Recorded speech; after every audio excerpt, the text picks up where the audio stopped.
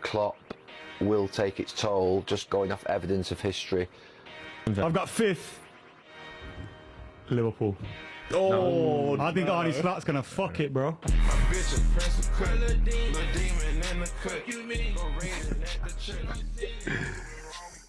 Not quite. That turned out to be false. That turned out to be false, sir. Yeah, you bastards really, really doubted us this season. And I, for one, was one of the Liverpool fans that never did. I was saying that this Liverpool team could do something special in November. And if you've been following the channel since then, you know that for a fact. And everyone in the comments was calling me crazy for saying that. But I saw something special in this Liverpool team, and it turned out to be true. And I'm not taking 100% credit, obviously not. It's Arne Slot and these boys that have done something absolutely tremendous this season. And it's not just one hand on the trophy. It's not just two hands on the trophy. It's the name has already been engraved and they're about to print the shipping label and send it over to Anfield. Suck on that. And I also saw this video here from Mikel Arteta. Regret not signing a striker in January, perhaps that extra player? No, it's not about that? No, it's not about that. Okay, Mikel, one more. I have to ask you about the title race because it's 15 points now. Is it too much? Yeah, and for me, that's head loss, right? The big contrast here, it's not even the difference between Slot and Arteta. I think it's between Klopp and Arteta, where in 2020, Klopp wasn't afraid to admit that, hey, we weren't going to win this Premier League title. And I believe I think it was after a Leicester loss, 3-1. And he was like, I cannot believe it, but no, we are not in the title race anymore. And it's the humility that you need to see from a manager that makes you a hero, that makes you a cult hero, that makes you a superhero. And that was never Klopp's intentions, right? But you become a cult hero, you become backed in moments like these. And I don't know if he's fed the Arsenal fan base. If I'm an Arsenal fan, I'd be a little bit disappointed in that reaction, especially with the last handful of seasons and how they went. And yes, you're going against Manchester City, but we went against City. Yes, City is tough. It's been a tough 2-3 years, but we went against City. We went bar for City and didn't have 200 million, 300 million in backing that Arteta had. So I see no excuse. Injuries, sure, we had one of the worst injuries just a handful of seasons ago, right before Klopp was about to leave, and we still made something out of it. It's moments like these that define you as a manager and make you great. And I don't think Arteta really understands that. And for me personally, I think that Arne Slot, and I've said this in the last handful of videos, he shows what a manager should look like and should act like and should be like. He could easily have went back on FSG and he could have easily said, we didn't have enough signings. We didn't do enough. I need this, I need that, injuries this, injuries that, whatever it might be. I was without Alisson for 2 months. I was without Cody Gakpo, my second best player for the past month. He could have said any of those things, but instead he found out ways to win and he adjusted and changed the way that his Liverpool team played, given the personnel that he had on the field, not the personnel he didn't have on the field. Those fans in that back room, this one will have to hurt. This one will have to hurt more than anything because this is Arne Slot's first season with the same exact squad as he had last year to Klopp's, which faltered at the same exact time in the season. City aren't very good. Chelsea aren't very good. Man United are terrible. This was the year. An opportunity arose and Arne Slot took it. Bravo to Arne Slot. And for those who are saying we got lucky, take a look at this shit, man. I think we got to go back down memory lane really quick and remind people that we are not lucky at all. I saw this on social media the other day. Take a look at this. Fans quick to call us lucky even though we finished first and drew PSG. Bro, don't get me started on this luck thing, you know. We might have been the most unlucky team up until the season. 97 points. Didn't win a Prem.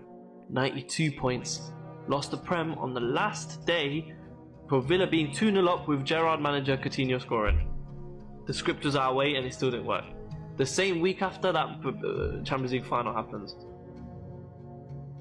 Hey, Netflix FC is crazy. Anyway, yeah, bro, Arsenal fans say if all season is so peak, if they beat this, if they beat West Ham and Liverpool drop points to Man City, we will have the gap as 5 points. How about you win your game? It's gone to 16. Then you can hate on, you can hate watch once you've won your own game. I always believe. And let me pause it there because That's one thing that I bring up all the time on this channel, and you guys know that. Win your game first. This game is won on the pitch, not on paper.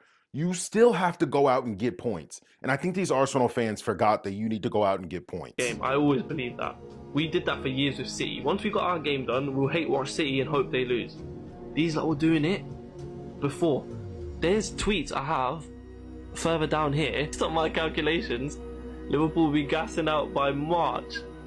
Don't count them chickens. Better luck next time. Don't count them chickens.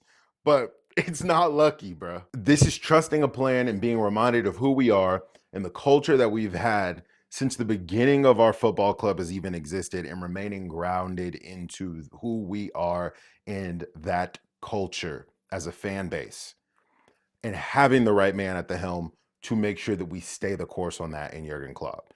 Through insane highs, through insane lows, VVD, Salah, Trent, and Robbo clearly deserve this Premier League title and whatever comes thereafter it. But just look at the difference between a team that is chasing a team that's 16 points clear in this moment. Right now it's 15, and the team that's at the top spot. You would think that this is actually in reverse. Look at this.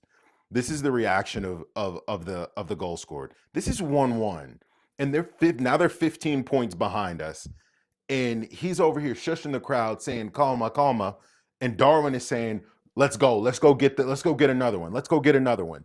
And for all the crap that we talk about Darwin, and you know, whether you love him or you hate him on this channel, and I need to be a little bit more loving towards the man, because I think he's Mr. Clutch and has all of a sudden become Mr. Reliable.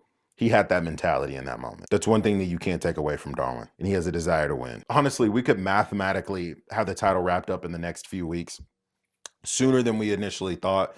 And I think it's in the Liverpool fans' right, and this isn't about like any cockiness, to start thinking about multiple trophies now, right? You're in the final of a Carabao Cup. You pretty much have the Premier League wrapped up. You're in a good position in the Champions League. There could be a lot of really interesting things happening. Speaking of the Champions League, that slot masterclass, man, I'm still thinking about it. It's got me like, You fucker. But you clever fucker. that's what I'll be thinking about with Arne Slot, man. This guy, he just gets it done. He gets it done every single time, and I think he's going to put on another masterclass against PSG. He'll want to make a statement against them, and Anfield has to be bouncing.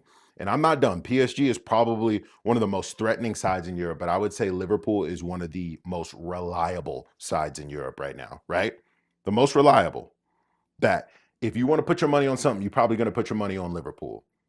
PSG are threatening. I will say that. But let's not forget where they're going to. This is at home, Champions League night, midweek. Good luck to this young PSG side. You have to be crafty and experienced to get anything from Anfield. They will learn. The best Manchester City side struggled to get stuff from Anfield, okay? And you're telling me that this PSG side is going to come and just walk all over us? I don't think that's going to happen. Expect this Darwin Núñez in great form, who's hungry, who's looking to pretty much shut not even the rival fans up, but us up. Salah, who will definitely be out for blood. Expect them to have big games, and they're going to play a role in this. And Slot will need to find a way to control that midfield, because I think the game will be won and lost in midfield. Again, is that we were not able to get control of that midfield. So he said, you know what, let's just sit back and let's play on the counter. We may have to do a little bit of that in the first opening minutes, and break, right? And get the break and try to score on a fast break. But that Gakpo opener is going to hit like crack, and it's going to create chaos. Trust me, if you are a new Liverpool fan, I saw someone in the comments say, I'm new to Liverpool, I'm not sure. You can trust Anfield. If there's one thing that you can trust at Liverpool Football Club, is that you can trust Anfield. And it takes a special side to get anything from Anfield, from just in its entire history. And if PSG end up doing that, hey, come back to this video and say, well, that aged like milk. You can totally do that. But I saw this edit and I thought this shit was so sick. It's like,